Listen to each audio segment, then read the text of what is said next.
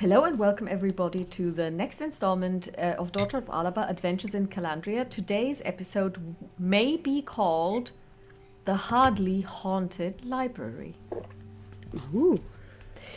We are still in the court of Amaryllis, the spring court of the fairies. You have got a new friend that you've made. They have sprung from an egg that was given you because you managed to get 2 striped tickets. I thought you were talking about the egg. Yeah, that's... I also made a new friend in form of an egg. And his name is Victor. Yes, and he still believes that he was able to fight me and I lost. But well... Well, I mean, he's running around and his signature tune is now, "Ha ha! I slew a human!" Exactly, so he's kind of full of himself, but it's kind of adorable. So Aisling just went along with it. And I think he's full of himself, but I think that there is very little to no malice in it. He's just... No, I think he's just a very proud and strong black egg. And 30 centimeters tall, and he's got hands and arms and legs, and he's got little fists, and you know, when you throw him, he actually doesn't break, but he rolls and then he gets up again. And he's not scared of anything. No, that is true. He's not scared of anything. He faced Aisling and was really in I will get you. Yeah. But you also won another black egg, a very shiny one it was given to you by the Queen because you handed in 2 striped tickets, which you got for collecting 6 eggs in 3 different sets each. Yep. And from this sprung and emerged a dragonfly. Now, dragonflies in this world look a little bit different. They are actually little dragons with dragonfly wings, long tongues that are a little bit frog-like. They also use the tongue to clean the eyes.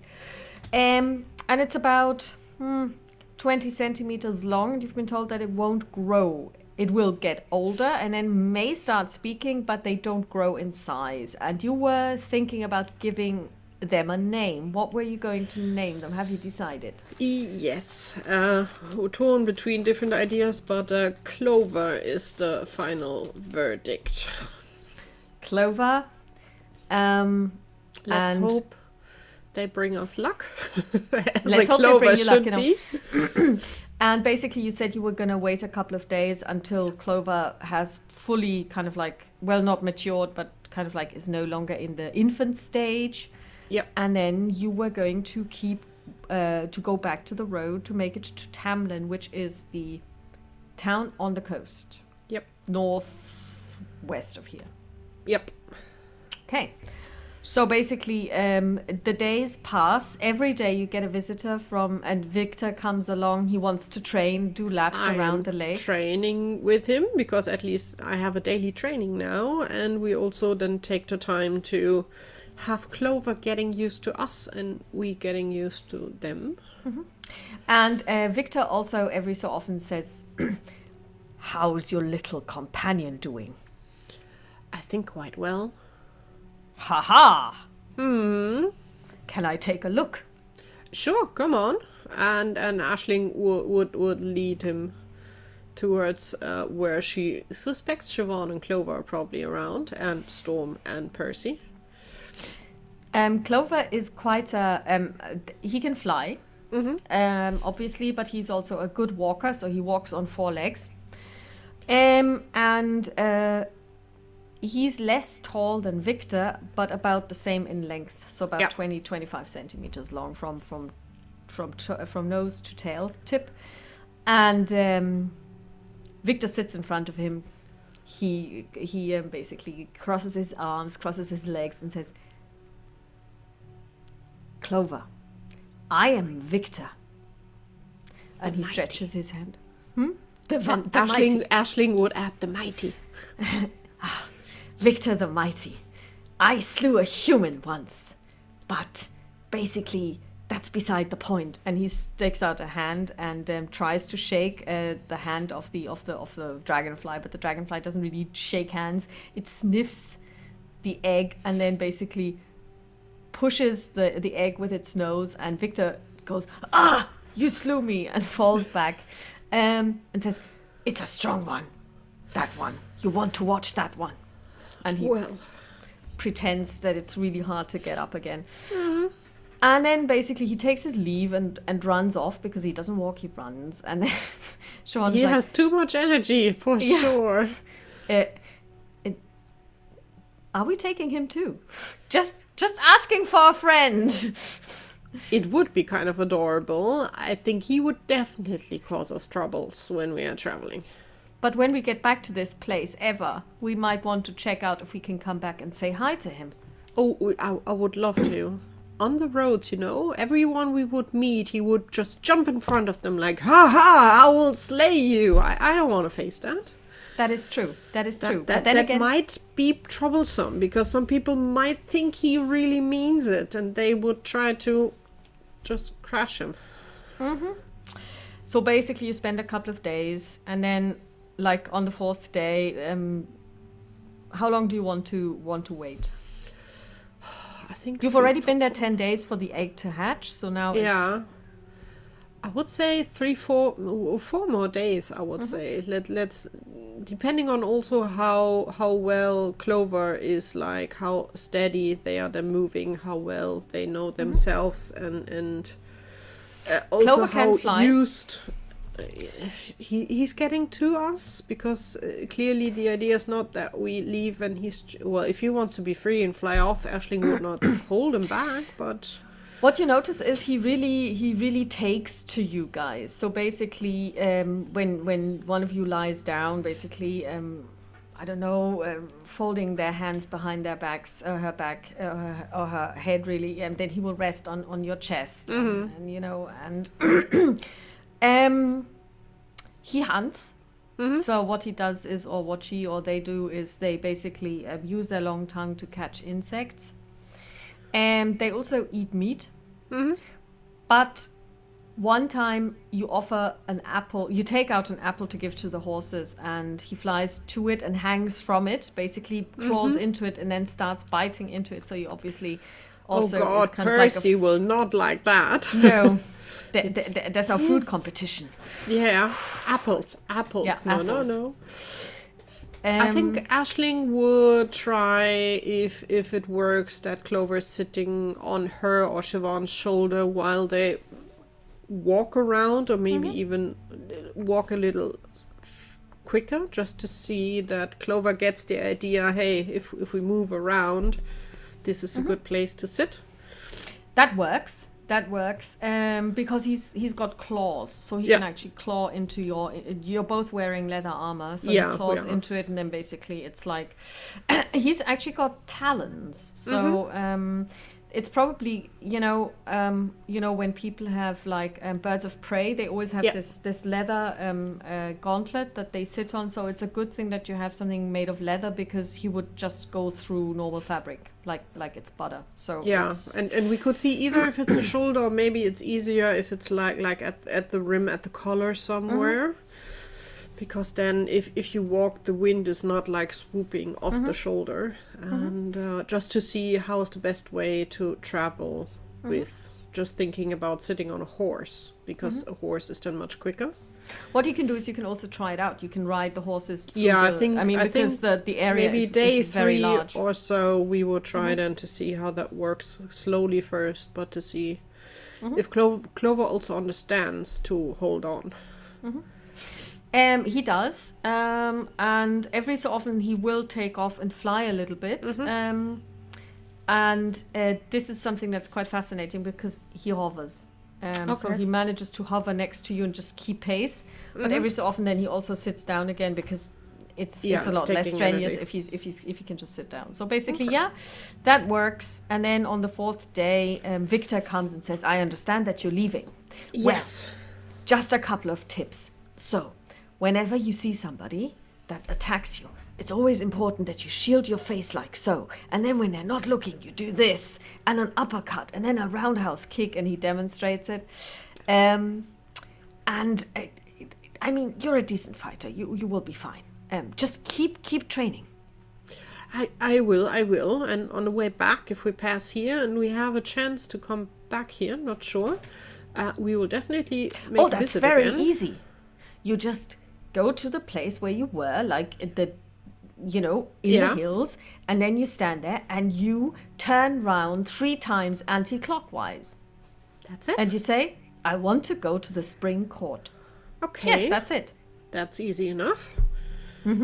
Then we will peek in, and I will go on training. You too. Yes, of course. And thank you for the tip. And Aisling would just copy basically the motion that he showed her. And then he will basically stick out his hand. You are a worthy opponent. Aisling would kneel down and would carefully, with one finger, shake his hand back. And then he goes to Siobhan and he also says, I never had the honor of beating you, but you slew my friend. And he says you are a formidable opponent. You took him down in one fierce blow. I salute you. And he salutes. And then he runs off again. Farewell! We will wave after him. And then you take your horses, you've packed, so basically Siobhan has packed, and you lead them out, or you walk them out anyway. You can also ride and walk. And you come to the glade where Amaryllis's court was, and she pointed you in the direction to go straight south, and you keep going straight south. There are trees, and then you walk through the trees. And then the trees become lighter. You see the circle of mushrooms again that you saw at the very beginning. Yep. You keep walking, but then as you pass rather the edge of the circle of mushrooms, something happens, because I said that the colors were a lot more vibrant. Yep. The greens were greener, the reds were redder. Now it's not dull. It's not like the color is drained, but somehow it's a lot less shiny. Everything is a lot less It's look intense. a little bit faded, and especially after being there for quite a while. I think we are quite used about all the bright colors now, and it's all a bit faded. Yes. So, Clover, welcome to our world. Clover looks around and settles on your shoulder. We know it's not as colorful as back in the spring court, but well, Aisling would look around first of all to have an idea on A, how the weather is, and B, what time of day it is. Okay, you would say it's probably round about 1 o'clock in the afternoon, maybe? Okay, 1 to 10, it's raining. Lightly, but only lightly, because the weather tends to be a lot better there. 11 to 20, it's dry. Okay. 9, it's slightly raining, but really like just a little bit. A little drizzle, okay. Well, then... Okay. Should we... I think we would have walked out there, and we would get on the horses now. So, getting onto Storm and Percy... And Clover can decide if they want to travel with Aisling or Siobhan, or probably switch in between. I think that's what he'll do. He will basically, because he seems to like both of you equally. And you keep moving. So basically you would leave the hills and then turn left and go northwest, following the road. The road is there, and it's easy to follow. It's wide enough for a cart again, easily. And you know that it's about 2 days from here now. Okay. To get there. Okay. Yeah. So so when it's getting closer to evening, we would have a look around and see where we can make camp and have a little campfire and settle for the night. And we would still have...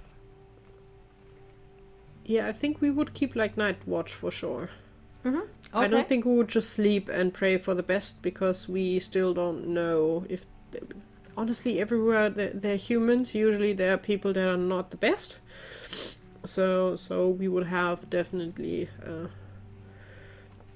the discussion of who takes the first watch. I don't mind. I can take first watch if you like. Okay. Aisling would curl up and give Siobhan the first watch. Clover actually curls up next to you.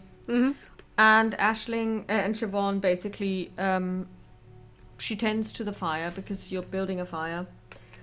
And let's see if something happens. Why did I put away the... Nothing happens is the meaning that the dice are gone. Nothing happens. Okay. And basically then she wakes you and she says, it's almost midnight. Then And she goes to sleep. I will sit and keep watch. Mhm. In between, put a little bit more wood to the fire. Mhm. Try to get It's some actually burning. a really nice night. The rain has stopped and it's a full moon. In the distance you hear the howling of wolves. Aisling will just listen as long as it sounds far enough away. She's relaxed. If they're getting closer, then she would be listening even more carefully in to see how close they are. And make a nature roll. Let's see. Mm.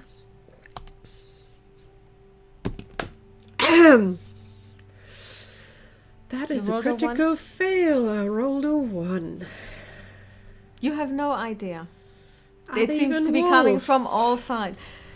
You're pretty sure it's wolves, unless of course it's bears that are posing as wolves, which is not You never unheard know. of. You Maybe never know. eggs posing as wolves. Yeah, exactly. Maybe eggs posing as wolves. Victor?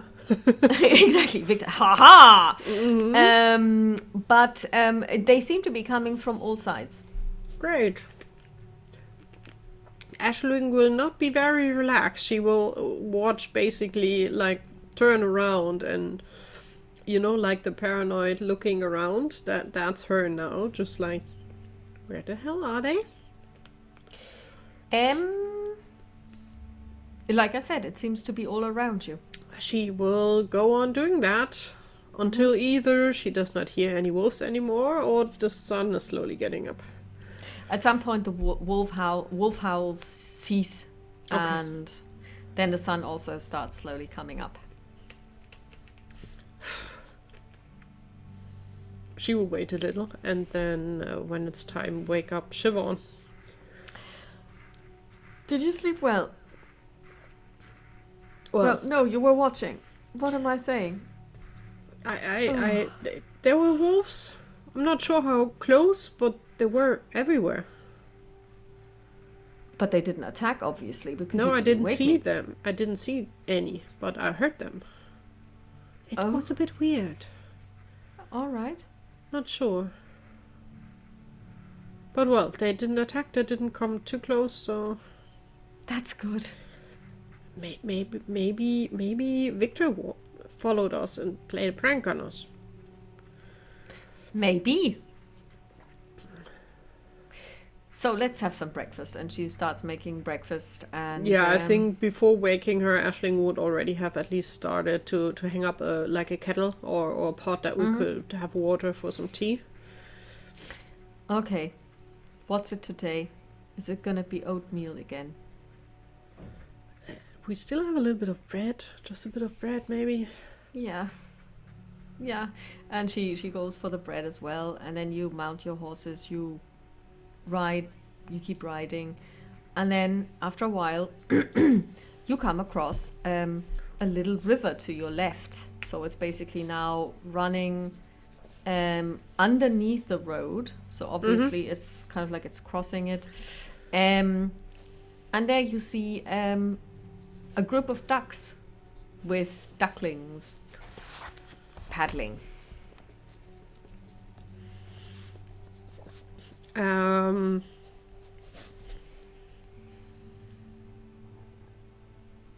Aisling would just move on. It's ducks.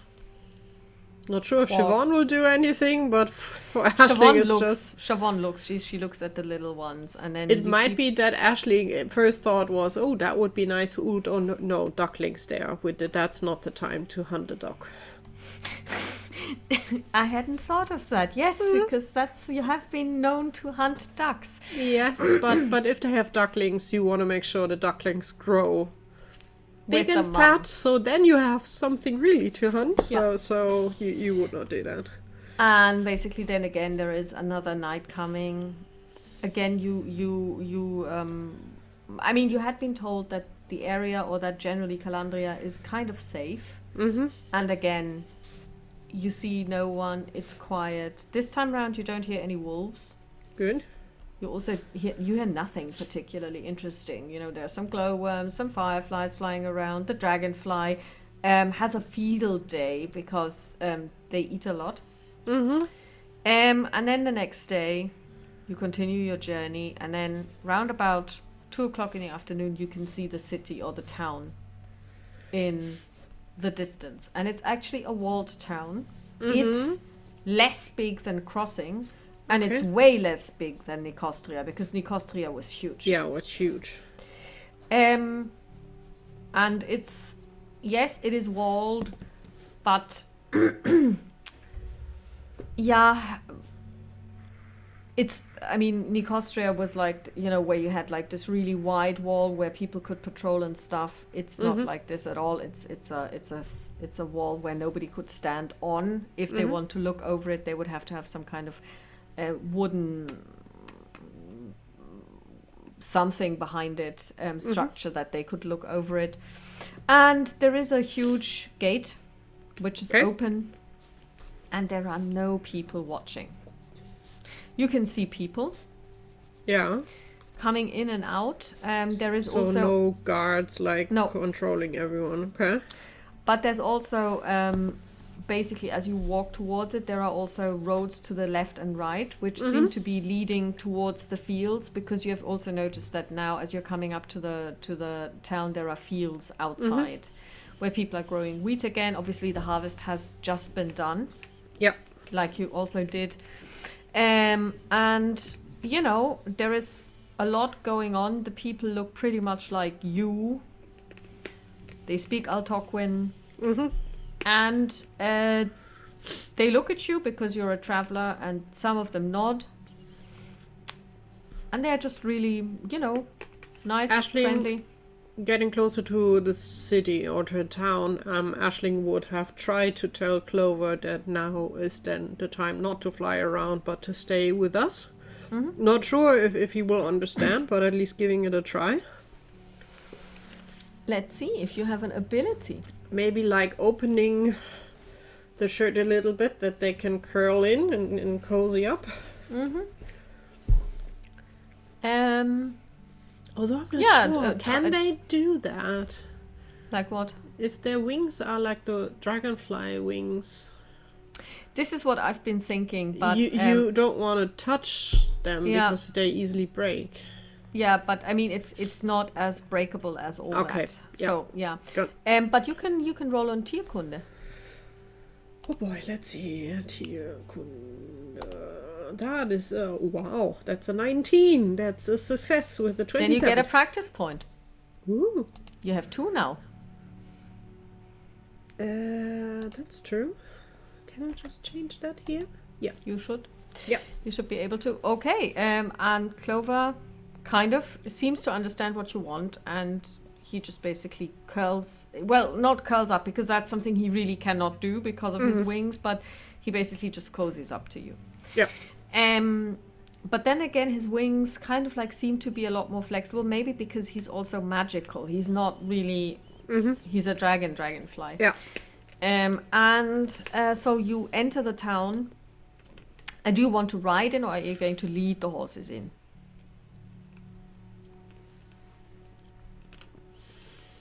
Depending on how others travel. If we would be the only ones riding in the town, we would get off the horses. So far, If you haven't others seen are any other horses. You've seen people then leading. we would lead. Then we would lead the horses. The odd and- donkey. Yeah. Okay. yeah. Then we would Okay. get off and lead the horses. The town is fairly.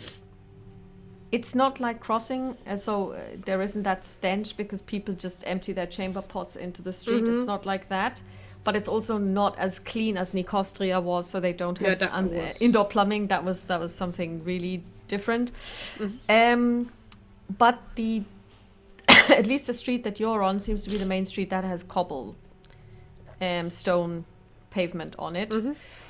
And there are different houses. There's an inn. There are other buildings. Basically now this is an open sandbox. You can go wherever you like. What you think should be there will be there.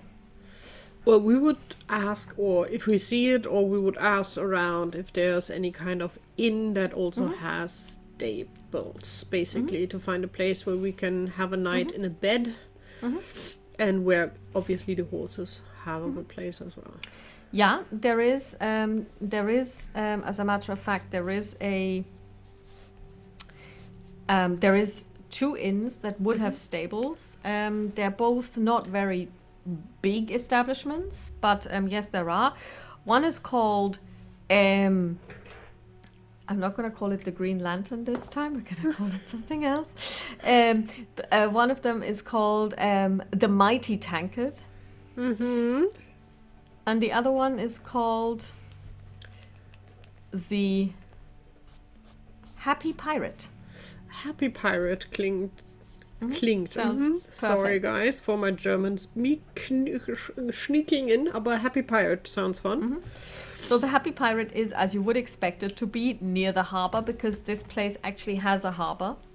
You can tell because you can see some masts in the distance. And I posted what the town looks like. So it's got like a huge thoroughfare. There are some houses, but you can actually see quite far. And then there's an open space in the middle, the marketplace, where you see stalls. But behind it, there is actually the opening to the harbor already, and there are some masts. These are not really tall masts, and it's not really big boats, so probably people will do some fishing, but this doesn't look like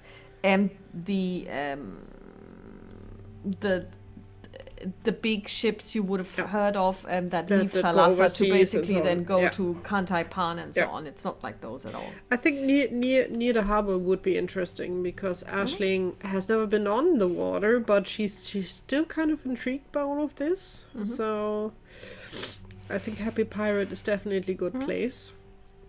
So you go in there. The Happy Pirate actually has on its inn sign there is a man with a peg leg and an eye patch, not unlike yours. Very colorful clothing. I didn't even think about that I fit in just perfectly. Perfectly. In a pirate place. You go in. Inside, it's nothing like a pirate's den or anything. It's clean. There are several tables. There is a bar behind which you see a man. And he may be the proprietor, but he's definitely the person to talk to for drinks and stuff. Yeah. He is jolly. He's got a red face. He's maybe his best customer himself. You can see that he may be drinking a lot. He's quite feisty, and also quite portly. And he smiles at you and he says, guests! Aisling would greet. I think of all the time she would have trained with Siobhan that she can talk a little bit. Yeah. And she would very carefully ask if they have a room and a place for 2 horses for like 2 or 3 days at least. Of course. And then he says, let Bruno do it. Bruno. And out runs a boy, maybe 10 years old. There are 2 horses that need stabling. Take care of it, and then bring in the saddlebags and put them in the first room at the top of the stairs. That'll be for 3 nights. That'll be 6 copper. Okay. Aisling would first of all pull 1 apple out of her bag, break it in half, give it to the boy, just for the horses. He smiles at you. Yes, good idea. And then she would pull out the money and she would pay 6 copper, you said, right? Yeah, I think you have 10. Copper, gold, silver, copper. I have 16 copper. We are kind of rich. Yeah. Yeah, you had some left from your previous adventures. Yeah, 16. Yeah. So you have 10 left. Yeah, okay. Yeah. Why do I have so much gold? That is incidental. That's because sometimes when you want to progress in levels, you have to pay in this game. So Okay, if you don't understood. have it, then the system will not let Yeah, you. understood, Yeah. understood. Yeah. And then we would, it looks like they're not giving only drinks but also food, I suspect, if it's in proper inn. Yes. Oh, yeah. What would you like? For 2 more coppers, I can throw in meals for the next 3 days. Breakfast, lunch, dinner. Then Aisling would just say that's a deal and would add 2 more copper. But yeah, Aisling would like to go up and at least freshen up. You can go upstairs. And he says, go on upstairs. I will be there with some water and some towels. Thank you. And we would go upstairs, and Aisling would wait until the innkeeper was there and left again to make sure Clover is not crawling out, So because we have no idea how people would react to that.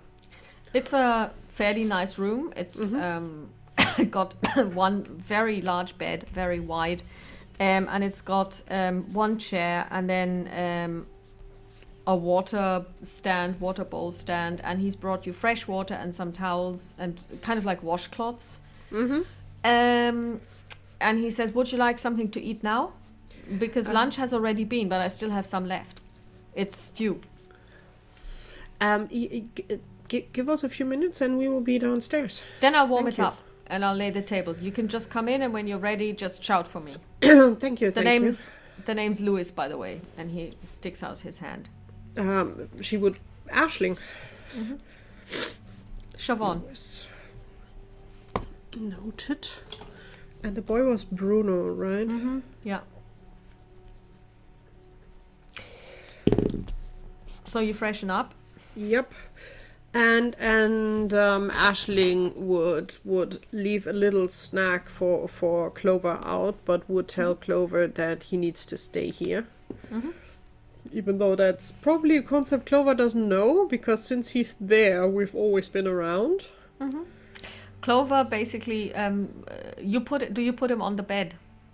Yeah, and she would probably, like, I don't know, she would have a scarf or a coat or something. She would like curl up and make like a little Nest. corner, like a little nest that he can curl up. He is curious, so he starts walking around in the bed, which looks a little bit funny because obviously the bed is kind of like, It's soft. It's got a pallet and it's soft, and he basically sinks in, and then he needs to crawl out again, and it's huge. So for him, this is kind of like a world to explore. And then Aisling would be like, "Don't leave the room, little one. We will be back soon." He seems fine with that concept. But when you close the door, then Siobhan pulls on it twice, and then she pushes to make sure that it really won't It's open really- on its yeah. own. And then you go downstairs. Yes. The table has been laid. Do you Cool. shout for Louis? Yes. I'm coming. And he comes out with so basically there are 2 plates and spoons and that kind of thing, since it's stew. And then he comes with a stew pot and a ladle. Yep. And he says, just help yourselves. Thank you. And would you like some bread with that? Yes, please. And he comes back with dark bread, and it's cut open already, so it's half a loaf. And he says, you can have it all. And if you want to finish the stew, please by all means, because tonight we're going to have something else. I will hope you and the boy already had your part. Oh, yes, of course. We always eat what the guests eat. This way nobody can say, oh, you gave me a headache, or you gave me the vomiting. No, tonight it's going to be roast. I hope you like chicken. Definitely. Good. It's one of my own. Before he leaves, Aisling would just ask him, since we're just arrived, literally, is there a market going on? Or is it every day or just on special days? No, we have a market almost every day, especially the fish market, because they bring in the catch every day and it needs to be sold. So tomorrow there will actually be fish. I hope also some veggies and so on. Yes, of course. I mean, at the moment, we've just had a harvest, so I hope you like carrots and cauliflower. Yes, we would also be curious if there might be some apples. At the market, probably. I didn't buy any, but yes. That would be lovely. Or Although horses. this is more pear country. She will look at Siobhan. I'm not sure if Percy's into pears. We would need to try, wouldn't we? They're kind of sweet. Might work. Our horse is a connoisseur. Oh, so he doesn't eat just any old thing. Well, he eats a lot, but apples are his weak point. So, well, you can always check out the market. We will do that. Thank you. And then Aisling would dig into the food. So it's basically a stew, and it actually doesn't contain any meat, you can tell. So it's basically parsnips, turnips, and that kind of thing. But it's really nice, and the sauce is rich. And it's filling, and it tastes good, and it's warm. And it's nice after a long day of traveling to just get some solid food into you. And the bread is nice and good. And then you finish it off, and basically then you hear him during your meal, he shouts at you, just leave the stuff out, I'll collect it later. We can bring it in the kitchen if it helps. No, just leave it as is. Oh, he also brought you a jug of water, by the way. Yeah, that's clear. Yeah. Then we would finish eating, and Aisling would look at Siobhan. Should we have a stroll through I'd love that, yes. town just to see what's here? Then we would leave the happy pirate and have a snoop around town. Okay, where would you go? Where would you want to go snooping first? Aisling would definitely tend to go towards the harbor. If Siobhan is not opposed to that, then Aisling would be curious to go down there first. So the harbor is not one of those where you have like the piers jutting out into the water and they completely basically walled up. So the harbor is more where it's more like a shoreline. And they have to pull in the boats, otherwise they would just basically go away. So it's not like you can go and deeper into the water, but you really have to pull them in. Yeah. And they then tether them to huge poles. So the boats themselves, you would say, are probably around about 10 meters long, so fairly sizable, and each of them has a mast and a sail. They do have oars, but you would imagine that rowing them is probably going to be really tough because they are big. Okay, so it's more, if necessary, it's a plan B, C, D, whatever. And you count 11 of them, and people are... it seems like probably the catch was brought in earlier because now people are there mending nets. Cleaning that kind a of little thing. bit the boats. Cleaning the boats and so on. And yeah, there are men and women working there. And they are basically quite content, it seems. But you can also see that they spend a lot of time probably outdoors, because they have kind of like a little bit of a leathery skin. Yeah. A lot of exposure to the sun and the wind, probably. And and they're going about their daily chores, it seems. I think Aisling would just look at Siobhan like, can you imagine being out in the ocean every day through wind and weather? No, I actually can't. I think I might Me be a little neither. bit afraid. Just imagine if there's a storm and in one of those Oh, little God. nutshells. No, that sounds horrible. Honestly, I don't mind rowing on a river or a pond, but that is quite scary. It's very scary. Well, the one thing Aisling would see, since we are then at least near the water, does the air smell or Yeah, it taste smells salty. salty? Yeah. It's like in Chrysaea where you first Yeah. tasted salt water and salt air, yeah. But the sea air, the salty air again. That is really nice. And you also smell the, but it's a lot colder. I mean, it's not cold, Yeah, but it's colder than it's Frisea. colder, So this decaying smell of the algae in the heat, of It's course, not as doesn't strong. exist because it's not as strong. Yeah. Yeah. And then Aisling wouldn't have a goal where to get to. She would just So I don't you know, just follow like the strolling. main street, just strolling and having a look around what they have. Well, there is a church, as one would expect. There are many houses where people seem to simply live. There is a smithy there, again, as one might expect. A cabinet maker and joiner. There is also a dry dock. And somebody is working on a boat, actually repairing it. And yeah. When we get to the church, would Siobhan be curious to have a look inside? I'm not sure, because we don't know much about the deities here, do we?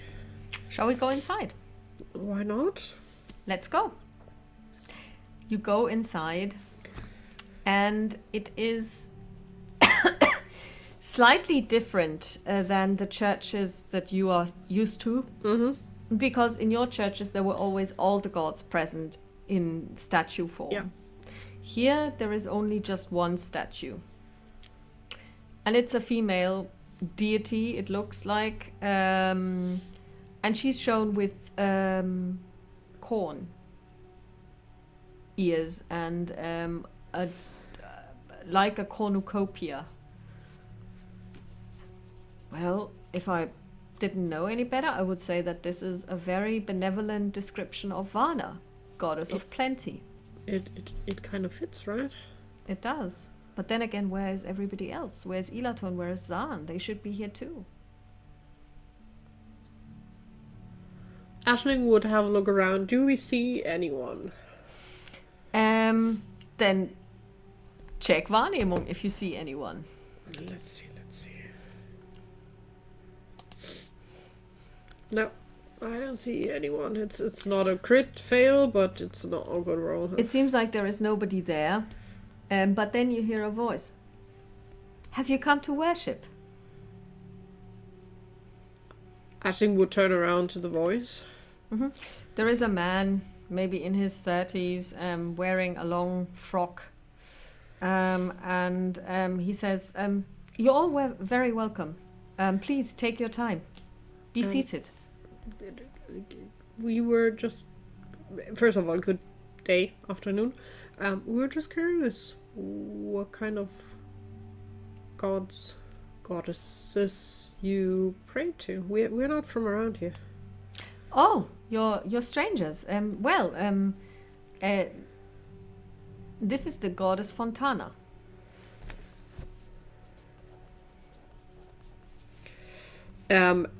Aisling would look at Siobhan, because honestly Aisling has no ideas too much about the deities, but I highly suspect we don't have a Fontana, and we No, don't know you a don't. Fontana. Is she like the goddess of like... Oh, she's the goddess of life and birth and the harvest as well. Just to be curious, you also have other gods? Not maybe for you, but for others? Other deities? Yes, there are other churches. But I am a servant of Fontana. But we only have this one church here. There are other churches in other places, yes. But she's possibly the supreme deity. She rules the pantheon.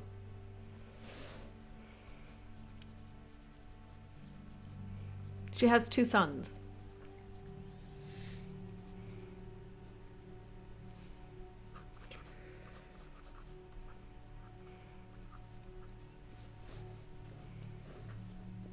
Well, then, thank you.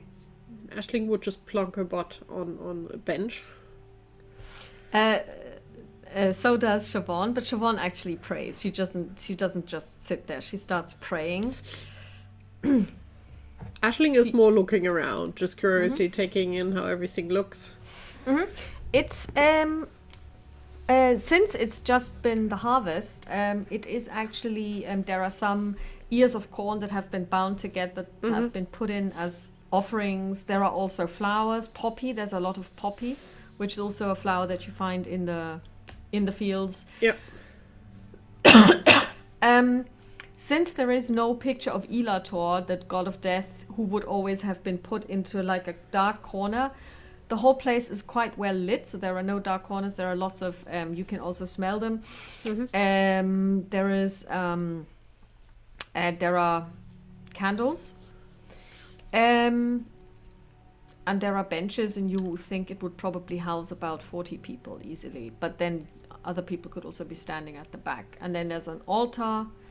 Yeah, and that's what it looks like. Aisling, also, I didn't ask before, the houses here, from stone, made from stone, or rather from wood? It's actually Fachwerk. I never know what it's in English, but we looked it up once and I forgot. We looked it up and I forgot again. It's like with the cross beams and so basically wood and stone mixed. Ich muss das jetzt nachgucken. Yeah, me too. Just for our brains. And basically, and the houses are quite well turned out. They are well kept and maintained. I think that's the main thing. I can see it lattice, either as half timbered, timber framing. Timber framing, stud work. I have different translation, at least for our German word. But yeah, like the old cliché houses. Yeah. And basically, so they're also whitewashed. Which gives them always a clean look. A clean and also bright and friendly look. Yeah. I think Aisling would just sit there, just have a look around in peace and quiet and wait until Siobhan is done praying. The gentleman has basically moved towards the front of the church, and there's a little door, so maybe that's the sacristy, and he leaves you alone. And then after a while, Siobhan says, okay, shall we go? Yes, sure. And then we would step outside and go on strolling through. We don't need really anything. A market would be good for tomorrow. There is a market. To get a little bit more. Do you want to check out if they've got apples? Yeah, if they have apples, Aisling would get a few fresh apples for sure. High or low? Low. 19. No. Oh, they do have pears. I think Aisling would grab then like 4 pears. That's one copper. 1 copper goes, and she would bite into one. She would hand Siobhan one. They're very nice. Very juicy. No, she would. The little one. Well, we can steal a little corner from Storm's pear, and because she has no idea if Storm eats pears as well. So yeah, 4 we will pears. find out. And I think for a snack now for the 2 girls, and then you take the rest back. You keep walking, so basically there are some, there's a bakery, everything that you would expect to find there. Yeah. And then you come to a little bit of a bigger house, and it says outside, and Siobhan stops in her tracks, and she says, "Can we go in there, please?"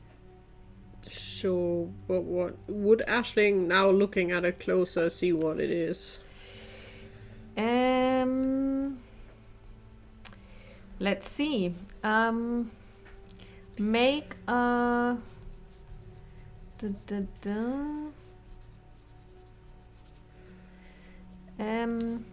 It's a question, is there anything written outside? Yes, there is. But Aisling would not be able to read that. She would have trained to talk, but not to read and well, write. You did work off the storybook. Oh, true. You can roll anyway, and we'll see what happens. Just roll a d20.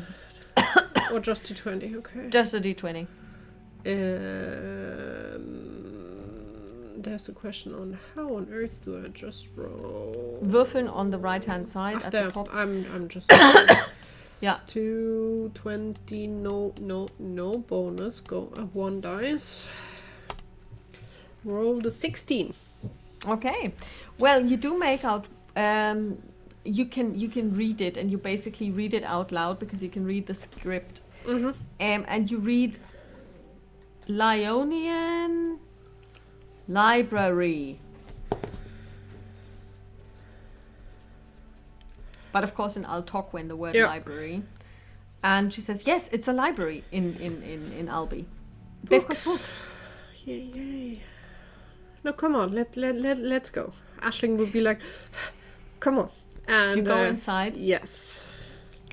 And you enter the library. It's got a huge door. You walk through. Mm-hmm. And yes, it does have books. There are plenty of them. There are plenty of shelves with books. It's actually quite a long building, so it goes very far into it. So although it's maybe not as wide as you would expect, it's a really long building. So you can see shelves after shelves after shelves, like so. Mm-hmm. And you then hear a noise, and then somebody going. I don't understand why I always make the same mistake. And it's a woman's voice, and then you hear another kind of like, you hear a couple of steps, and then somebody stacking something. So maybe she had a stack of books and it just fell over, and she stacks it again. And Siobhan says, hello. Oh, I'm sorry. We're closed. We're closed. The big opening is in 2 days. And she walks around and says, oh. I don't think we've met before. We just arrived. Oh, I see. My name is Samara. I'm the librarian. Did I forget to lock the door again? Sorry that we will just come on, Siobhan. Then we are. Oh, now that you're here, what can I do for you? Did you want to borrow a book? Because at the moment I cannot really lend them out yet because we're not officially open, but... What kind of books will you have? Everything. She then says, come with me. Aisling already regrets the question, but yes, we will follow. Yes. And she says, well, over here we've got the books on history. Over there we've got all of the map collections. Back here we've got the romance novels. Over there we've got the fairy tales. And here we've got the cookery books. And here we've got the hunting books. And she basically walks you through the library and she keeps talking. And it seems to be she's got every single book and then some. And it's loads. You see hundreds and hundreds and hundreds of books, and Siobhan is like, well, I mean, I know that Mother Breeder was always very, very proud of her library, and your father too, but this one is like 6 times bigger. Yeah, it's a lot of books. This is great. Hey, Aisling is... They have maps here. And these are the natural history books, and these are the books about animals and plants. Because basically she stopped in the middle and Siobhan stopped walking. So basically Samara has basically walked on a little. And so the voice is kind of like fading a little bit, and you catch up. And then she says, and this is where we have the books on drawing. And here we've got like, a collection of paintings in books. And, it's the raddest library ever. Well, you said you will open in 2 days. No, tomorrow. Tomorrow is the opening. Oh, okay. Then it would be nice to... Can I offer you some tea? Looking at Siobhan? Yes, please. And Siobhan kind of like inches towards a shelf and sticks out a hand and takes a book. Maybe I can take a look at this book and read it while we're having tea and the two of you talk? Sure.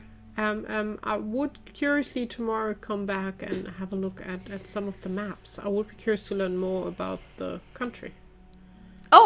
You can take. I mean, don't tell anyone. It's just that I cannot lend books out. But if you just want to take a look while I'm stacking and while I'm making the tea, just take of this country. Yes. Okay, then take this. And she gives you a map. Have maps of other countries. Well, all right. So, yes, I have a map of Calandria, but everybody has a map of Calandria because this is Calandria. But I mean, you're close to the borderlands. If you just basically go out by the west gate, you will come to the bridge, and the bridge will take you to the borderlands. And beyond the borderlands is Tarnassus. So I have a map of the borderlands, well, several, and then I've got a couple of maps of Tarnassus. Oh, that would be interesting as well. We've never been here before, so. Oh, well, yeah, by all means. Then Aisling would ask her just to show her which ones are the right maps, and then we would carefully place the maps away from the tea. Yeah. And Siobhan is engrossed in her book. She completely forgets about the tea. Aisling would enjoy the tea first, and so tomorrow then the big opening day. Yes. I'm excited. It's taken me a long time to put all of this together, and I'm currently going through all of the. I've received donations from people, saying, "Oh, I've got more than one book of the same. Here you are, blah blah blah." So I'm basically just in the last throes of finishing and completing the collection. So it's a great day. I've been working towards this for a very long time. The old librarian, she died. And then basically they didn't have a librarian for the longest time. And so basically they sent south to the city, to the big city of Caldera, where I'm from. And I basically made the journey here. And I also brought some books from Caldera, from the library where I used to work. And so basically now people have been donating. So I've been cataloging the last couple of days. And now I'm basically ready to open. I can't wait. Quite impressive what you and over there here. See that corner over there with the chairs, that's where I'm going to teach the children.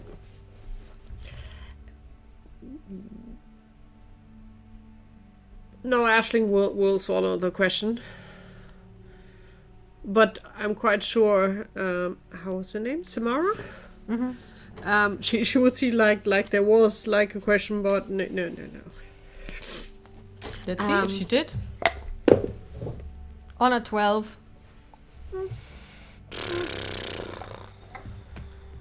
Probably not. No.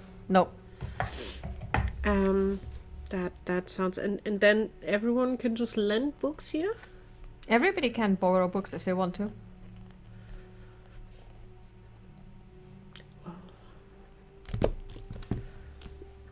It might be that just pointing over to Siobhan that's like stuck in the book. Yeah, she's reading, she's not paying any attention.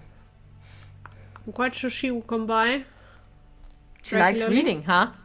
She does. I can't really read that well. Your language is, as you hear, not really mine. Yes, I can tell you you're not from here. No. That's why the maps might come in handy, because we haven't seen much yet, and we want to see a little bit more. Well, I mean, you've basically come to the end of Calandria here in the west. Well, kind of. Are you interested? Shall I tell you something? Okay, so basically, across the bridge is what we call the borderlands. The people it's a huge forested area, really big. Not as big as Calandria, but basically, if you want to go there, you really have to come through here. Because to the southwest of here is a large, huge mountain range, and then there is the river, and the river flows into the sea here near Tamlin, and that's the only place where you can cross the river, because the river is quite wide. So across the river is the borderlands, and it's forested area. There is hardly, well, I don't think that anybody actually grows anything there. Maybe they do some berries and stuff. It's inhabited. There are Calandrians there, but they're mainly wood people. So basically they hunt. They often come here to sell their game, and in return they buy fish. They also buy produce from our fields, crops indeed. So there was just a group of them here yesterday when they basically traded some game, and they brought home, because we always put by a lot of our wheat production because they know when the harvest is and we just keep it. And and they left yesterday. And yes, they live in villages, but the area itself used to be lived in by a people we don't know. We found their ruins. They have left behind city ruins, quite large to some extent. But we know nothing about them. But we do know that there was a great war about 300 years ago with the kingdom of Tarnassus, which is beyond the borderlands. It's unclear if, you know how it is. The Tarnassians say that the others started it, and they fought back, but maybe it was the other way around. Maybe it was something entirely different, but 300, 400 years ago there was a big war. Tarnassus has not moved since then. The kingdom is content. They don't go anywhere. We are welcome to go there, and some of us do. They travel through the borderlands and then go into Tarnassus. Tarnassus is quite famous for its jade work. They have jade mines. But we don't really trade with them when we go there. We sell stuff because we don't really produce anything that they need. They have their own farms and harvesting. They produce their own game, but they will take coin. Sometimes, however, we do have something that they like, and that is amber, because it gets washed on the shore. So sometimes when you go for a walk, not here in the harbor area, but to the west and east of it, along the shore, you will find amber that gets washed up. Just to be curious, and she would pull the map like a little bit closer. Where do you think were the ruins that you were talking about? Oh, you will find them all over. There are. I mean, the forest has reclaimed. Nature has reclaimed everything, but there are ruins. And she will point to some places. Mm-hmm. I mean, I know that there is a ruined city over here. Mm-hmm. That is actually quite extensive. So you can still see, and it's made of stone, and they built from they. I'm not sure, because there isn't really any quarries across the river. What I believe is that they actually went a little bit southeast from where they stand and went to quarry in the mountain range. Because unlike us, interestingly enough, they built everything from stone. They're a huge, I mean, I've never been, because like I said, I'm from the south, but I've read some in the books because I also like reading. Apparently there are huge plazas that are made from stone, and they have like ruins of kind of like towers almost, like so, and she indicates like a ziggurat type building. Like I said, we don't really know about them. Just, I would imagine that where Aisling Siobhan is coming from, they built mainly with stone. Maybe not the poor people, even they probably, even with mix of stone and wood. Yeah, it was actually those dry stone walls that you would have used. Yes, because there isn't any wood in the Highlands. Exactly, wood is really very expensive and very rare, so you would have had to use stone. Yeah, clay, whatever you can stone, get your hands clay, on. that kind of thing. Yeah. Well, we will for sure have a look at those. And she will look over to Siobhan. We'll have to see, but I would be really curious too. Well, of course. I mean, there are paths through the forest. It's not like it's wild country, because people live there. Like I said, there are several villages, and the villages are also not exactly small. They do sometimes build palisade walls around them because, I mean, it's a forest, so there are bears, there are wolves. They don't usually approach, but if it's a really harsh winter, it sometimes does happen. Do you just have any kind of stories about the people that are not there anymore, that were lost? Well, I mean, like I said, there's not much, right? they have left us something. If you want to take a look, I just would be bear with me. curious. And she goes away and she comes back with a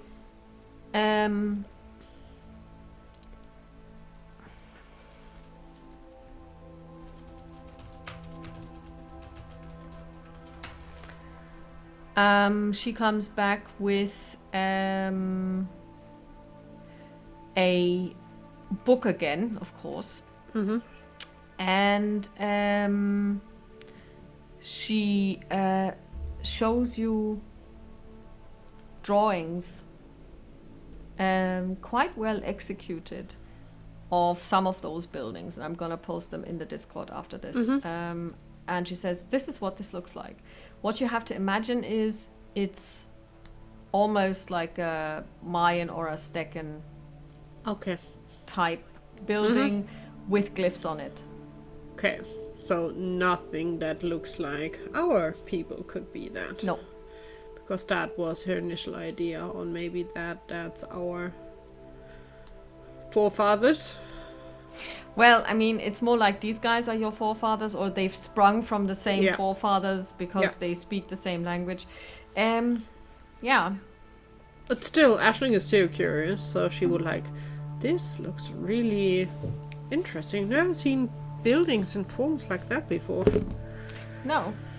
And they seem to be, because the buildings in Tarnassus are different again. They build more like us. And I'm quite sure, well, we will have maybe a little bit more about the history of this place. Calandria. Yes, Yes. that would be interesting as well. But not all today. Thank you already for all the time that you took. At And that thank you for moment- showing me the map. Siobhan says, Ash, I think you want to look at this. Just a second. And Aisling would walk over to Siobhan. She gives you the book. Yep. And she says, this is a book of fairy tales. Okay. And she points to something. And she says, can you read this? I will try. Okay, so she basically sits next to you and she basically reads it to you. She translates as she reads. She says, this is a story that tells of a king who took an army to pursue an enemy in ships. And they all vanished. They never came back. That sounds like Beon. It does. And it's a fairy tale? Yes, So it's not a fairy tale. history. No, it's look. There's also the story of Peter and the Wolf, the one that we saw in the Puppeteers. Yes. Yeah, so it's really a book of fairy tales. And then, It's not a fairy tale. well, for them it is. For us, it's also a legend. I mean, we never thought that this was real. That is interesting. It is, isn't it? Have you read anything about a spring court? No, this is really more about mankind. It doesn't deal with fairies. Unless, of course, I mean, this whole story with the wolf. I mean, the wolf that talks and is immortal, that is kind of fairy-like. And we would have this discussion clearly in our native Yeah. language. So Samara would probably be I because someone loving books like that, I think, is generally a curious Yeah. person that wants to learn. So She does look at you curiously, but good-naturedly. It's not Yeah, like good, she good. No, thinks no, no. you're plotting behind her back or something. I think you know. Aisling would just look over. Do you by any chance have stories about fairies? Of course, we've got stories about the fair ones. What would you like to know? Well, first of all, is it more like stories for children or more history books?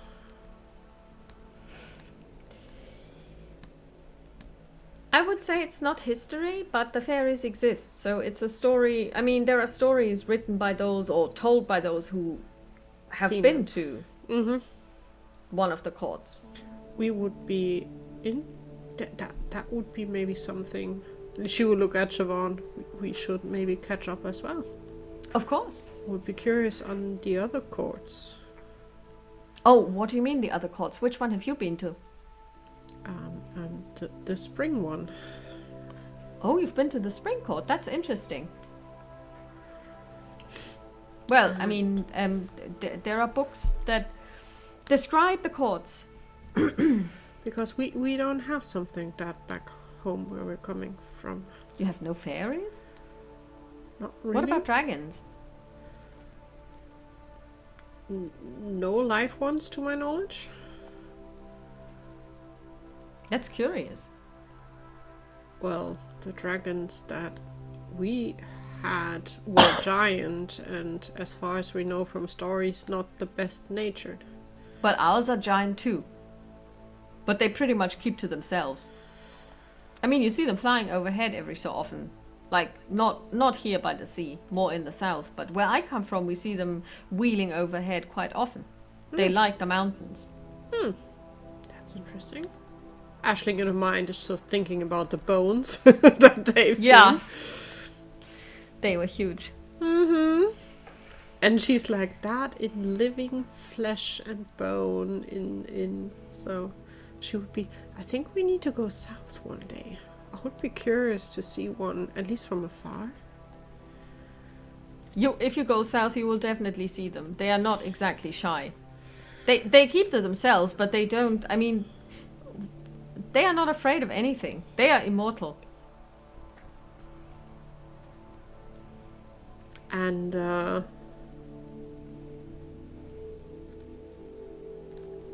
Aisling would I think she would go back to the maps and would have another just closer study about, just to try to memorize a little bit what she's seeing there. Yeah. And basically, she says, well, I mean, if you want to come back, you can, you could get some paper and some ink at the market, and if you want to, you can copy them. I can't hand those out, of course. They have to stay. That is clear. I think we still have a little bit of paper and pens. You do. At least left. I'm quite sure we will speak in tomorrow as well. And she would look at Siobhan if Siobhan Yes, is of course. ready I mean, to... Siobhan is. Well, no, I don't think she's ready to part with the book Not just really. yet. So, wistfully handing it back to Samara, and she says, "But can you maybe make sure that nobody takes this out tomorrow, because I'd really like to read it." And she nods and she says, "I'll put it underneath the front desk, so I will keep it back for you." And thank you for the tea. It was very lovely. Yes. Oh, thank you for the tea. And Siobhan takes the tea and gulps it down. But She's because it's cold now. When do you open tomorrow? Well, normally at 10, but I'll make an exception. You can come in at 8. Well, we want to be there for the opening. Well, I mean, then you will be there and wait for everybody else to come in. There's going to be cupcakes. That sounds lovely. And she will just nod Siobhan, we can wait until 10. You maybe, I can't. We will be there for the opening just as everyone else. Her ears start drooping. Well, come on. Let's 9 go o'clock? back. Let's see if Percy and Storm like pears. Or I would be curious if honest Clover would probably eat them, but All right, 10 o'clock. thank you. Grumble, and grumble. then see you tomorrow. See you. And I don't think we mentioned our names, but in between Yeah. we would have mentioned Yeah. our names. yeah, well, that I mean, she knew introduced who we herself are. as Samara very much Yeah. from the beginning. Yeah. Yeah, Okay. so we would have given our names as well. So we So- would step outside. It's now around about 5 o'clock. Should we go back and see if our little dragon friend caused any trouble? You walk back. Yeah. Do you want to check in on the horses? Yes. Okay, so you go to the stables. Yes. There are 3 horses in total. Okay. And Storm and Percy basically, when you walk in, they of course know your gait, they know your scent. They turn around and they look at you. They are both munching on their food. Aisling would take one of the pears and would cut it in half and would first of all hold up one half to Percy. I know it's not an apple, darling, but that's what they have around here quite. Percy sniffs and then eats the pear, munches on it. He seems okay. He seems to... Well, I mean, he likes it, actually. He gives you a little smile. Not a bad choice. Not a bad choice. That's what this means. She will give the second half to Percy as well. And she will cut a piece of the last pear that she has and hold it up to Storm. Not sure if that's for your taste, darling. Storm sniffs. It's quite sweet. And he gives you a look of saying, okay, if I must. And then he eats it. But you have a feeling that he actually does like it, but he won't let on. He will get some scratches between the ears. His ears play. And he will get a little bit more. She will leave just a little bit because Clover is not giant, so it doesn't. So yeah. She will leave a little corner for Clover, and the rest will be then for Storm. And then she would tell the boys good night, and then I think we will head upstairs to our room and see if the door is still closed and there's still a Clover inside. The door is closed. Good. You open the door. Yeah. Clover is lying in the middle of the bed. Okay. Making the most of the space. All mine. Yes, arms and legs stretched out on his back. And he's enjoying himself because he's got so much space and it's really warm and it's really soft. He raises his head as you walk in and he looks at you. And then snuggles back down. Aisling would plonk next to him on the bed, so he would probably bounce a little. Yes. I have a little something for you, not sure if you like it. And she would cut just a little corner off and would just hold it out that he can... The tongue lashes out and picks up the fruit. And he starts munching and it's very juicy, so there's a little bit of juice dripping out of his mouth. And the look tells you more.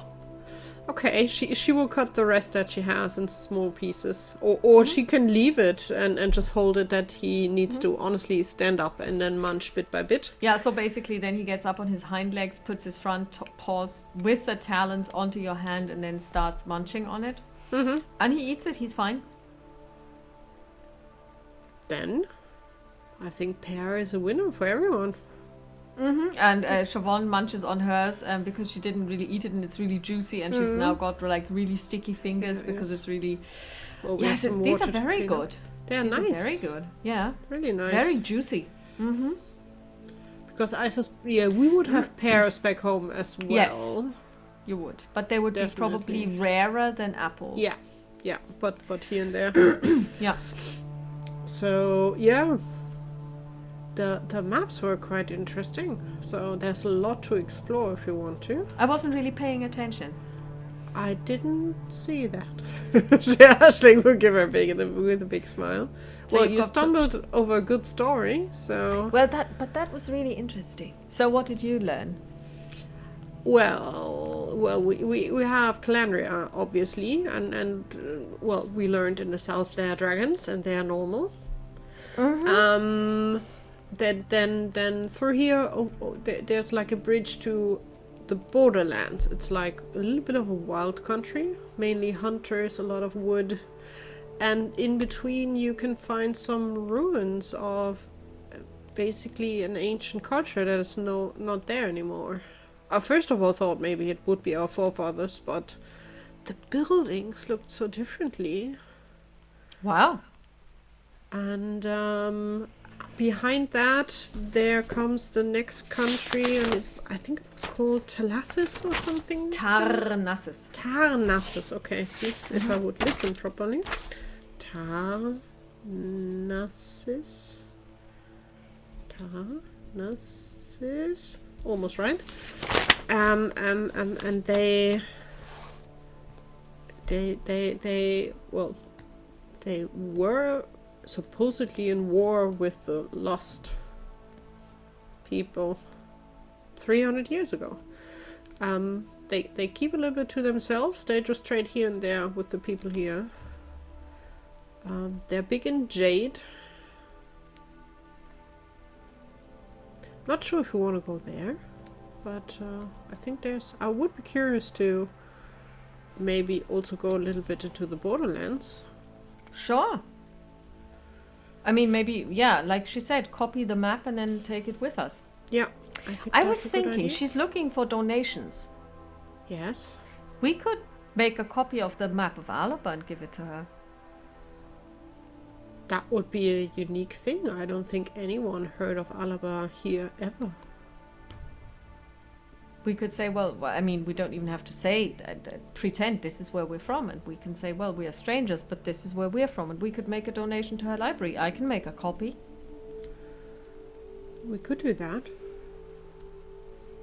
I think she would enjoy it. Well then. Just also thinking, we took books from home. We had books, well, we have one book with stories. Yeah. Yeah, you took 7 books. So no, actually, you took 7. No, you took 7 books from Dunlevin Hall. You took your mother's book. Yeah. And you took the prayer and hymn book from Siobhan. Yeah, those are keepers, obviously. Yeah, and then you have one more book. Yeah. Though they would not be able to read it, so... And also, Siobhan looks at you, I don't want to part with them. I mean, she could borrow them and copy them, but I would want them back. But she can't copy them. She doesn't even understand the language. She just needs to write it down. Not sure. Let's start with a map. We could even add a little bit of Crisea, as much as we know. Yes, sure. You had a map of Crisea, actually, that you took from the... Oh, true. So we could copy that. Yeah, you could. Yeah, and you amended it because it was really just a very rough map, so you basically were able to... We added to draw in all of Monophrastos, because there you know lots, you know, where Helos is and where Muklai is, etc. Yeah. Yeah. Mm-hmm. Yeah. Yes, that's a really good deal. I think So we'll probably have to stay a couple of days longer to do this, so it will take... So yeah, and maybe buy 1 or 2 more pieces of a little bit of bigger paper, because I think at the moment the paper we have is more for writing, like book size, and we would get... So then let's have a look tomorrow if we can get a little bit of bigger paper, and maybe some ink, because I think most of what we do is rather writing with charcoal, probably. Yeah, yeah. And... But for the drawing you would really need ink, because charcoal would be too thick. Yeah. And also too... Yeah. All right. So, shall we go down and see about dinner? Yes, I think that's a good idea. And she would like give Clover a little stretch. We will be back. Remember, that's my bed, not yours alone. Flops down. And, stretches out. Aisling would pull a corner of a blanket over. And then we would go downstairs and see if there's already a chance for a good meal and maybe a glass of ale. People have filed in, so there are now several people sitting there, and Louis sees you coming down. You're just in time for dinner. Sit down over there. Thank you. I've laid the table for you. You're my only dinner guests. We will grab the table, plonk ourselves down. And he comes over and he gives you half a chicken and roast potato and carrots. And he says, and what would you like to drink? Do you have something like ale here? Yes, of course. I would love one. Pale ale. Yes. And he comes back with 2 tankards of pale ale. The food is good. He's so basically the you can tell that this is a farm chicken, and he's probably reared it himself, so it's not a small chicken, it's actually already big, and it's really good. The food is fine. It's nice. He's used salt, so obviously they have salt. Being by the sea, maybe they're drying the water off and make it evaporate and then have the salt. Yeah, and it's a really nice meal. I think we will enjoy that, and Aisling would bug Siobhan what other stories she read. And she will tell you a couple of stories about... I mean, one thing that I noticed was they have a lot of stories about talking animals. That is very different to our place. Talking to people, animals befriending people, people befriending animals. I wonder, but I mean, maybe there's some truth about that as well, because there's truth about this chieftain who went and took his people overseas and then vanished. Well, we've met talking animals. Yes, but this is somehow different. These are real animals. These are animals you would find... I mean, the wolf is definitely not a glade wolf because he's much smaller. He's more wolf-sized. Maybe there is something more to this. We'll see. We will have some around. The thing is, we can stay here as long as we like. We don't have to be anywhere. Well, at some point we will have to make some money. Yeah, that's the only thing. But we have a little bit left, and then maybe I can see if I can help anywhere they need a strong pair of arms. Maybe they need a healer. They need a healer. That might be also something. So let's enjoy the next 1, 2, 3 days. We paid at least for 2 more days, and then we can either ask him, and she would point to the guy behind the bar, Louis, or we could also ask maybe the lady in the library if she knows anything. Maybe they need a healer. Maybe. Aisling, I think, would get up, and she would go to Louis. Order a second round of beer or ale, and she would just ask. I'm not sure if you have that. We do that back at home. Does the town maybe have like a blackboard where there are jobs or tasks or things that are needed where you can just offer help for some money? Yes, you can go to the town hall. Okay. Quite often it's quite often menial stuff like herding sheep or helping. Well, the harvest is now over, but it could be that somebody needs somebody to transport something. Might be interesting because if we plan to stay a bit longer, which of might course happen, if you're a fisherman. They're always looking for deckhands. Sadly, no. Oh, all right. But just go there. There will be something. Thank you. And then she will turn around with the 2 ales, and she will plonk herself down, push one over to Siobhan.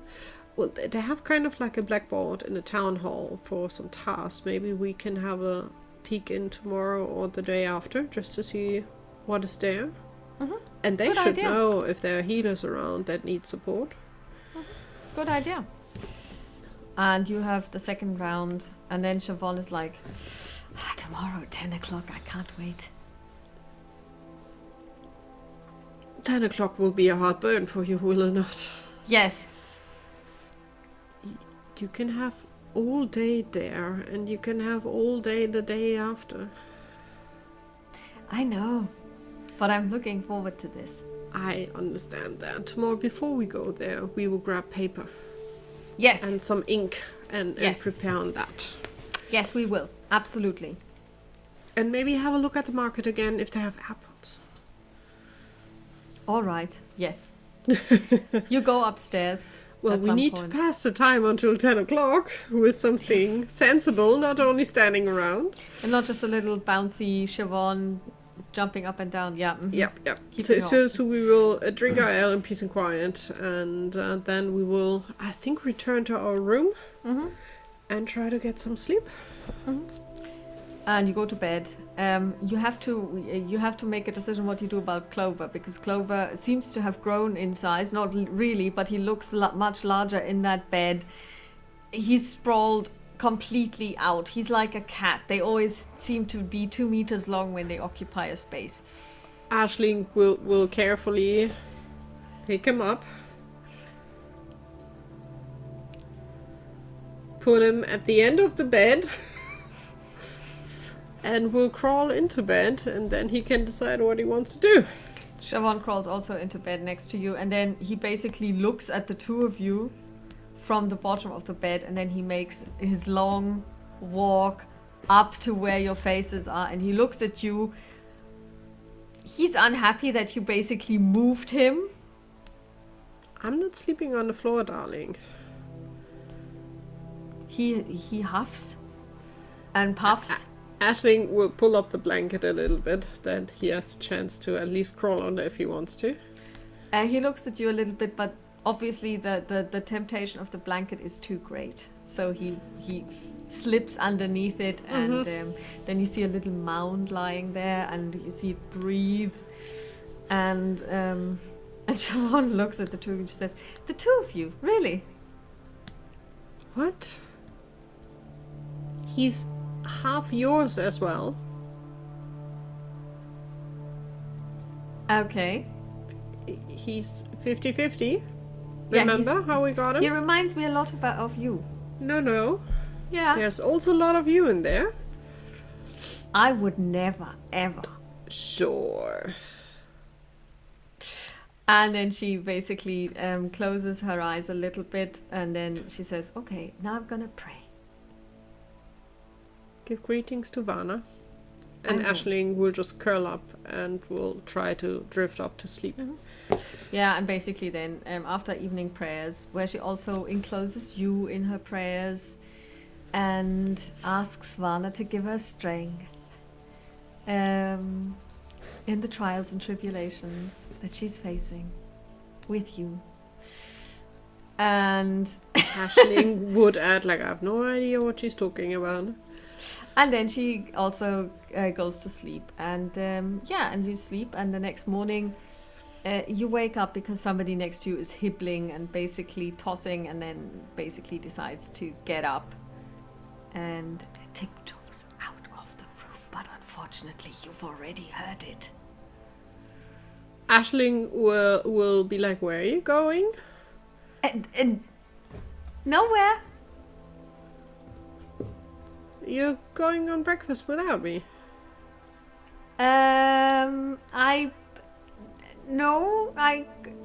was gonna get breakfast. You don't even need to roll on mention Kentness. Are you really lying to me? Yes, I thought that if I went to the library, I could maybe get a sneak peek and then run back in time to wake you for breakfast. It's 6 o'clock.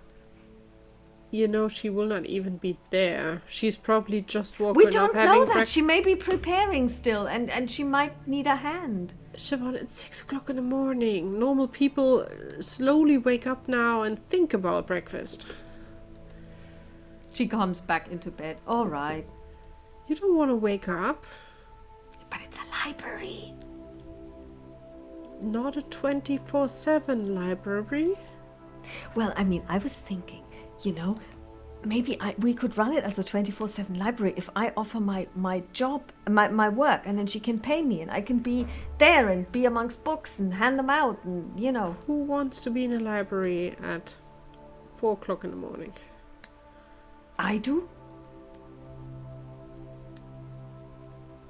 That will not pay the bills. I get that it's a lovely place. Don't get me wrong, but give the poor lady space to breathe. All right. If you want, you can run over there at 8 and I will get the paper and all the other things and we'll join you later. No, I can wait. This is a trial that Vana has sent me. A little smirk on Aisling's face. It's Oh, a well. tough trial. Then I will turn around for a few more minutes. Well, breakfast isn't until 7:30, so you can go to sleep again. I will wake you. Well, I am not able to sleep again, but I at least will rest a little. Clover has actually realized that the two of you are awake and has decided to chime in. He's now climbed on top of you. That's fine. I think Aisling would just use her finger to give careful strokes. Yeah. So basically, Siobhan has now propped her head up on her elbow and is looking at the two of you, and it's like, Aisling would look at Clover. Come on, go over to her. She's awake. Oh, birds of a feather. go to your mom. Come on. And she would like give a little push to Clover. Maybe even just putting him down and just... and basically Siobhan picks him up and says, well, don't you mind her. She's always grumpy in the morning. You should know this by now. I don't know what's wrong with her. It's already 6 o'clock, but you know. Already 6 o'clock. Aisling is just shaking her head, just pulling up the blanket again. And just dozing a little. I don't think she will sleep again, but she will doze a little. Mm-hmm. And basically then you go to sleep again, or you basically doze off a little, and then on a natural 20 you actually do fall asleep. Oh. And then you feel a light touch on your shoulder, and I'm not sleeping. no, of course not. It was Clover snoring just now. It's I'm time not for breakfast. snoring. Yes, you are. It's time for breakfast. Go ahead or give me a few minutes. And It's Aisling all would just like... Oh, I should not do that. The yawning starts. And she will just freshen up a little bit. And will pull out a little bit of whatever we have in our bags that Clover would eat. Well, I mean, you do have food. You have basically dried meat and stuff. Yeah, a and little bit of dried he eats things. everything, and you've discovered that he also likes fruit, so you would have kept some We stuff. will Yeah. bring something up from breakfast, no worries. And would leave him in bed, and we would go down for breakfast. Okay, so it's normal breakfast. There is some bread, some cheese, some butter, and oat gruel if you want it. She's not a fan. And then you make your way. You go upstairs again. You give some of the bread to. You've noticed that he eats bread. Okay. You've now discovered he literally eats anything that you put before him. Well, if it's edible, he doesn't start eating stones and stuff. So he's not stupid. Yeah. And then, shall we go to the market? Yes, let's do that. And let's see if we can find the store that sells paper and ink. You go to the market. Yep. Hoch oder tief? High or low? Hi. 4. No apples. They are not with Percy today. No, they're not with Percy today, but you can get pears again. And they also have Yeah. plums. You're pretty sure that horses don't or shouldn't be eating plums, but they've got really lovely plums. I'm even not If you want sure if they should be eating pears, I have to admit. I I'm- know not some- enough about horses. I agree with you. I'm also kind of like wondering if they should be eating pears. But you could get carrots. They can eat carrots, definitely. Well, they are already... At least our horses can eat pears, because we would not poison them. Yeah. So she would buy more pears. And also... 2 if copper for 4. Yeah. And basically then you go to, and you are told that yes, there is a shop that sells writing implements, and you can get paper there. Yeah. Basically no, I'd say they have paper. And that's actually quite expensive, so you have to pay 4 copper for 1 sheet. Is it like 1 silver is 10 copper? Yeah. Okay. So we would get 2 pieces of... No. Yeah, 2 pieces of big paper. And some ink. Yeah, okay. How much ever that is. So that's 5 copper. Okay. So 1 silver less and 5 copper back on the run. Yep, we'll pay that. Okay. So then you make your way. It depends on how late it is. If we still have time. It's not yet 10 o'clock. then Aisling would, latest in the shop, would ask where the town hall is. Oh, that's easy. It's right outside at the main square where the market is, but across from the church. Ah, thank you very much. And Aisling would then, like, let's take just a peek in the town hall, and then it's probably time that we can go. All right, we go to the town hall. Yeah. Yeah, and basically, interestingly enough, there is no cellar with a rat infestation that anyone knows of, so they're not looking for anybody to kill some rats in a cellar. But they are looking for somebody to incidentally go into the borderlands and accompany a little wagon that will be brought there with some more produce tomorrow. Question is, should we try to do that? And why come not? back Yeah, I mean, you wanted to go afterwards? anyway. So I will take the day to well, no, it's actually the day after today, after the day after tomorrow. So yeah, in 2 days' time. So I could spend the tomorrow to draw the map of the borderlands, because then we could, because it's really about taking it there, maybe not taking it back. So you know, Then they actually Aisling, they want somebody to take the wagon and take it there, but not back. So it's not like you're accompanying someone, you are taking the wagon. So you're probably also having to drag it, or you have horses, you can hitch them to it. Okay, so do you go inside and into the town hall? I would go inside just to find out how to get the job, basically. So you enter the town hall. Well, it's a town hall is a grand word. It's like one of those timber frame houses. Yeah. And inside you see a woman sitting there. Good morning. Good morning. I have we met? No, we arrived yesterday. Just counting. Yeah, yesterday. We're not around from here. Where are my manners? My name is Talitha, and she sticks out her hand. Aisling would shake her hand. I'm Aisling. That's my friend Siobhan. Nice to meet you. I'm the magistrate. What can I do for you? I've seen on the border side a job to take a wagon to the borderlands. Yes, well, it's basically not everything was ready when the group left yesterday, so we were still waiting for some stuff to come in, the plums, and basically they will be ready by the day after tomorrow. We're still collecting some of the produce, so they left one of their wagons here, and we need somebody to take it there and then come back. Do you know if the wagon can be tied up behind horses? Yes, you can hitch it to a horse, sure. Then, because we plan to go to the borderlands anyhow, we have horses, so it might be a win-win, and we could use a little bit of cash. Oh, of course. Well then, I will just put your name down, and I will go out. Just wait a minute, and she goes outside. She comes back with the piece of paper. So if you would put your names down here, it's going to be 4 silver that you're getting.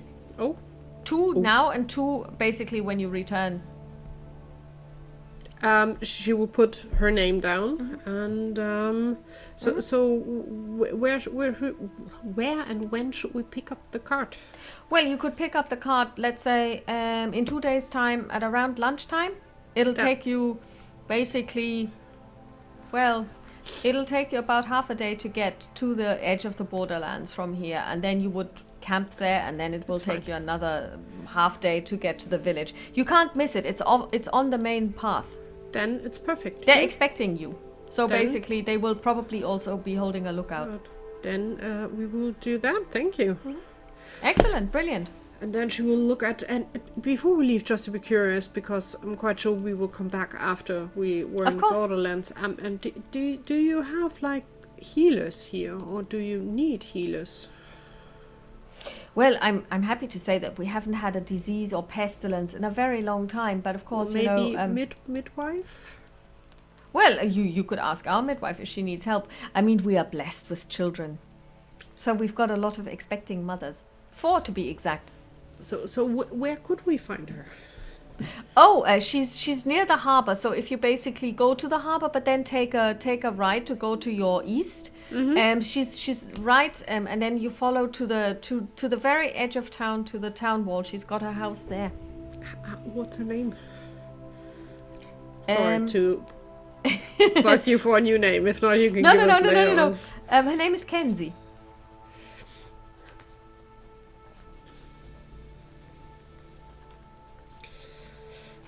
Perfect. Thank you so much.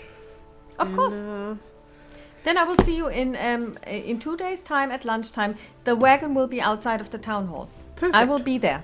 We will be there with horses. And I will give you the 2 silver. You will get the other 2 silver when you deliver. They will be given to you by the townsfolk. Perfectly by fine. the villagers. Thank you so much. Very And then good. She will look at Siobhan. Let's get you to the library. You go towards the library. Yes. And there isn't as much of a rush for other people to go to the library as Samara might have expected, because there isn't anyone out there as of yet. And you are, and there's a sign outside, grand opening, 10 a.m., come in for cupcakes and books. And as you're approaching, the door is yanked open. Samara storms out, closes the door and leans against it and breathes really heavily. Good morning. Is everything okay? Oh, it's you. We need to take down the picture. We need to take down the sign. We cannot have an opening. There is something really weird going on in the library. What? I mean, something really weird. Take a breath.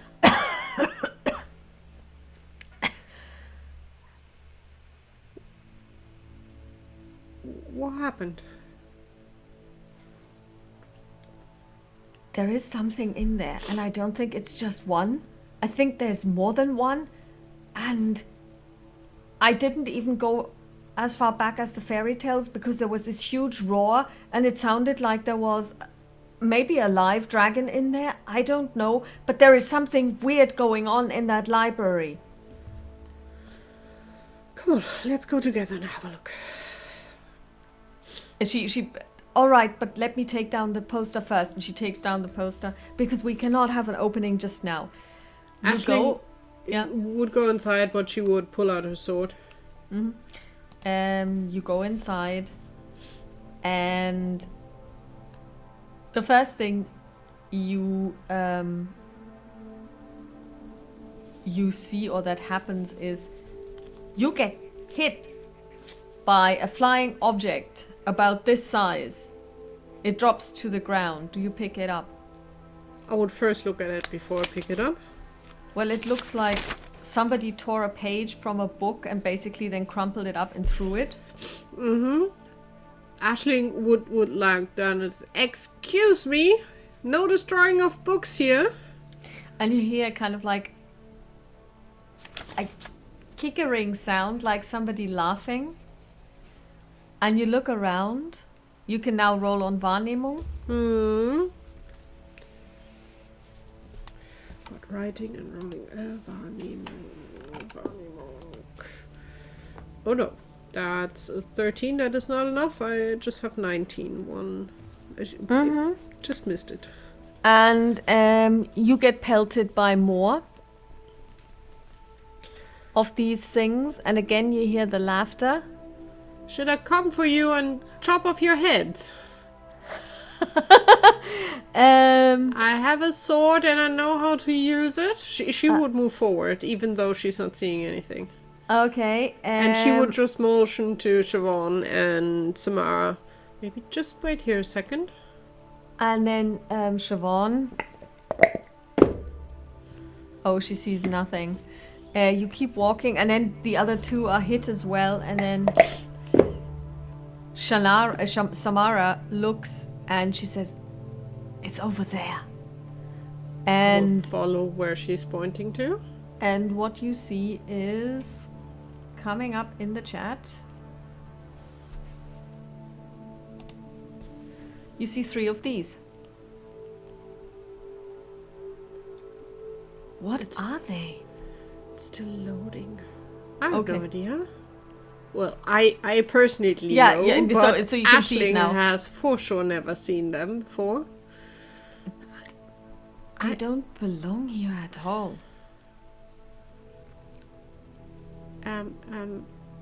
You're really in the wrong place here. Can we help you to get anywhere? Maybe take out a pear and try and feed it to them. Maybe they will come. Aisling will grumpily pull out a pear. We'll cut it in half with the sword. We'll probably put away the sword because it's not like it's large, vicious animals. And would hold one half out. Maybe this would be nicer than books. And they begin to sniffle. You can see it. And one of them climbs down from, and they are quick. They are really quick. They basically run down from the shelf that they're sitting on, and it runs towards you, and then it tentatively stretches out what looks like a human hand, because they have they're primates. They have opposable thumbs, so it's almost like a little, really furry human being is stretching out their hand towards you, and really tentatively, and it makes eye contact. Aisling will just smile and hand it out. She will not make any move except letting go if it takes the half of the pear. The hand takes it and makes a really fast motion back, and then holds it with both hands, and then starts eating it, and you can see contentment on this face. There's more for you others. And she would hold out the next half. And then the two others are also approaching. And she will cut open another one so that everyone is getting a half. And they basically all take a half, sit down and eat it contentedly. And the first one has finished, and then he basically just sits down on one of the chairs. I think Aisling would just... Do you understand us? Make a sound if you do. Nothing is forthcoming, but they do eye you. Okay. No speaking animals. That would be the voice to Siobhan, like, no speaking animals. Yeah, also, I've never heard anything, and they weren't described either. I have no idea what they are. They look like really tiny humans with tails. And lots of fur. Get here. This is the thing. I have no idea they were here when I got in the morning. Did you look everything up? Yes. And also, whatever these are, I mean, they do look like animals, but they're not native. I've never heard anything or seen anything like them.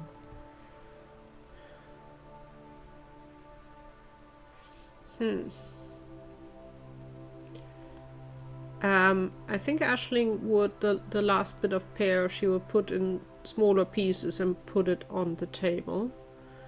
Come on, enjoy the rest. We will look where you're from. Don't run away. And Aisling would... I will have a snoop around between the bookcases and see if we can find anything. Okay.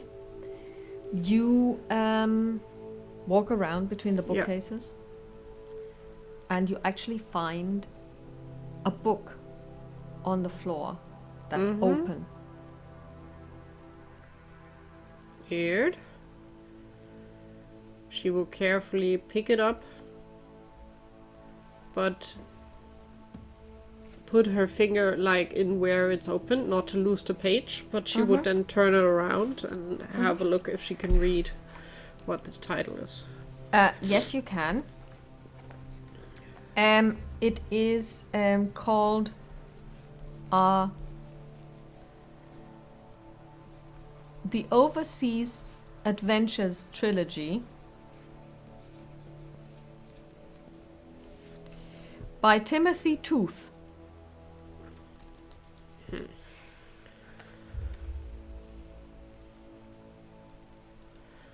I would return to Samara. Would just carefully place the book in front of her. Open it again to where the page is. It laid open on the floor around here. Might that be something magical? The Overseas Adventures Trilogy, Part 1, First Blood, by Timothy Tooth. I've never heard of him. Alright, now this is... Alright, this is a story about a man who was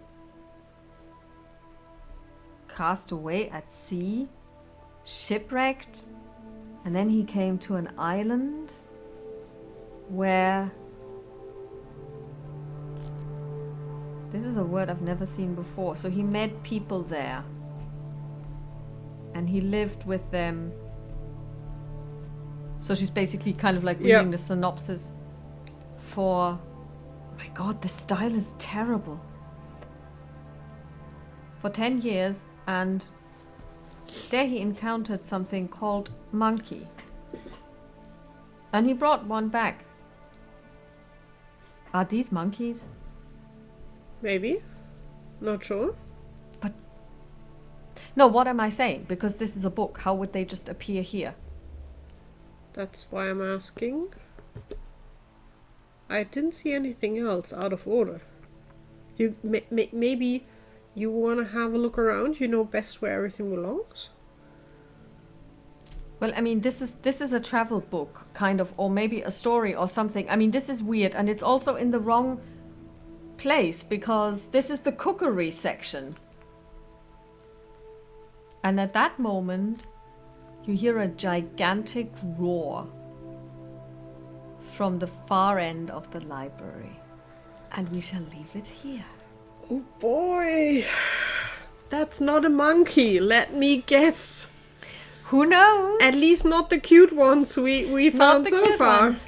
So thank you very much for playing and telling the story with me. Thank you for telling the story.